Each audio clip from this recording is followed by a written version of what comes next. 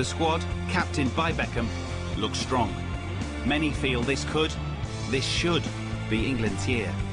And the tournament starts pretty well for them, with a trademark Beckham free kick. Beckham bends it in. Off the defender and in! England up and running! Not the searching cross. Crouch! Made to measure by David Beckham! Gerrard going it alone. That'll do! Play 2, 1-2. Set piece could settle this. Oh! Only he can do that! And the quarterfinals beckon England! But all the hopes and expectations end, again, in bitter disappointment. Another quarter-final, another penalty shootout. Frank Lampard is first up for England. All saved! Here we go again. It would have to be him that put England out, wouldn't it? We got knocked out of the World Cup simply because we didn't play well enough.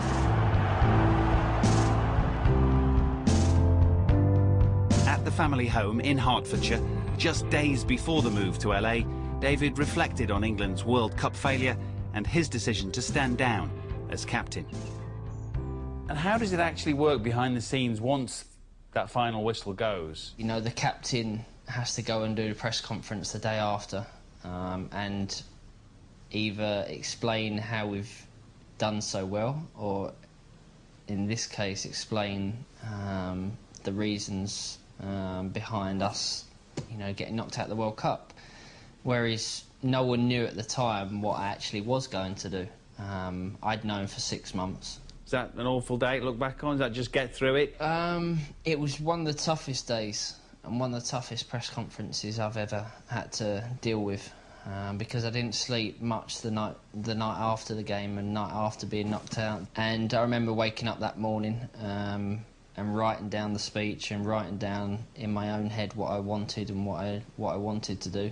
I remember from the moment I left the hotel to the moment I arrived at the press conference just crying all the way down. And then I got myself together. And then that's when I went into the press conference. I struggled because I didn't want to totally crack up in front of, obviously, the world's press. But it was such a hard thing for me to do at the time.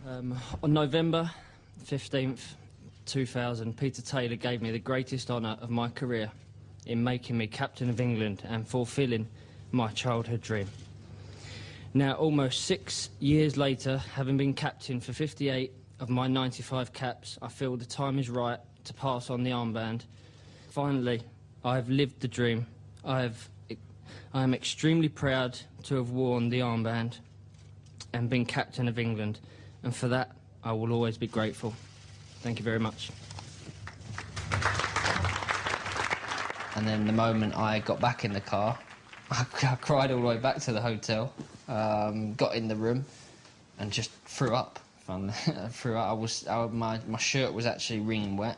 The kids were running around causing havoc in the room, and I literally walked into the toilet and just was so sick. He really spoke from the heart. He's so passionate about what he does, and playing for his country was so important for David.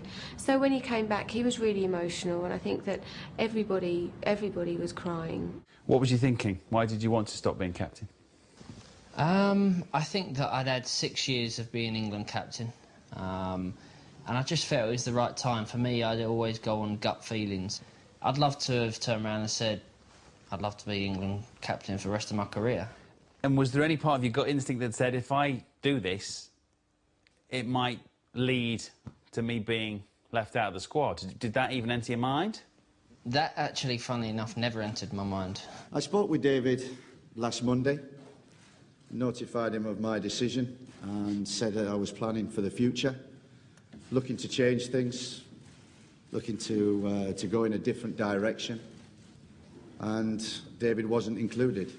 I remember sat next to Jonathan Woodgate at the time, and he phoned me, and I was actually sat down in the seat. We was just about to take off, and I took the call because it came up private number, and I thought it was Victoria just phoning me before I fly. So I just took it, and he said, "Oh, it's Steve, you know, is it a good time for you to talk?" And obviously I wanted to talk to him, so I said, yeah, I'm just about to fly, but you can, you know, we can talk. And he said, obviously, you know, there's a new beginning now. I'm going to be the England manager. I'm going to be picking a New England captain, New England team. Obviously, in every team, there's going to be casualties. And I'm sorry to say that, you know, you're one of the casualties. And that was sort of the end of the conversation once he said that. Total shock, though. For me, it was a case of crying and then thinking, I didn't obviously cry on the plane in front of Woody, because I think he'd have had something to say about that. But no, at first it wasn't a case of I'm going to prove him wrong, because I had to sort of come to terms with what had been said and the situation. But then after maybe a day or two of speaking to my friends, to my family, then it was a case of, okay, this is the situation, now how do I get myself out of it? Right, so he didn't make it abundantly clear to you that there was no way back for you. He didn't say, look, there's nothing you can do. It felt as if it was. Right. It felt, with the conversation and the things that were said, that was it, to be honest. David was out of the national squad for nearly a year, missing 9 matches. But a succession of poor England performances under Steve McClaren, coupled with Beckham's return to form in Madrid, had the media and the fans calling for his return. In that time that you're out of the England picture, the England fans, who were clearly disenchanted, were chanting for you. Yeah, I had all my mates ringing me at the time, actually sending me messages. I was sat, because I remember, I think Victoria and the boys were in London, and I was sat with like a big pizza and chips on my lap. Actually, I shouldn't say that. I had a big salad. Yeah. A big fruit juice. Big salad, fruit juice and a banana. And I was watching the game, and I could hear it. I could hear, you know, the chants of "There's only one David Beckham." Well, I had a phone call saying Steve's asked for your number and he's going to give you a call either today or tomorrow, and I was like, oh, can he not call me now?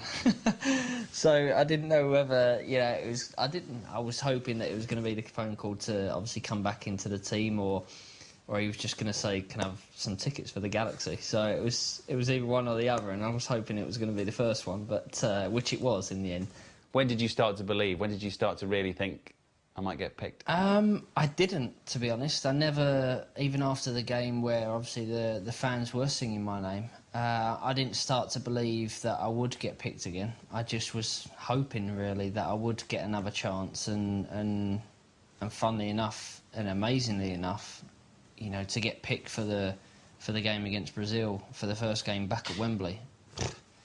It couldn't have been any better and any sweeter and any better time to actually be picked to come back into the England team.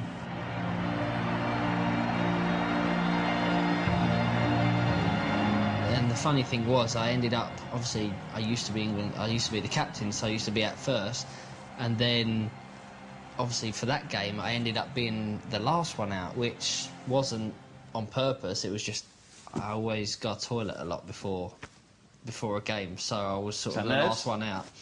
I don't know what it is. It's just sort of something that always happens to me, and I'm always sort of going to the toilet, and that's too much information. But that's how it sort of ended up. And then walking out and looking up and seeing my family and friends in the box, and just having the whole emotions of what that meant to me and meant to my family. I was there with the boys and David's family and my family. The kids all had their Beckham shirts back on, their England shirts. And I was just so proud of him, because he had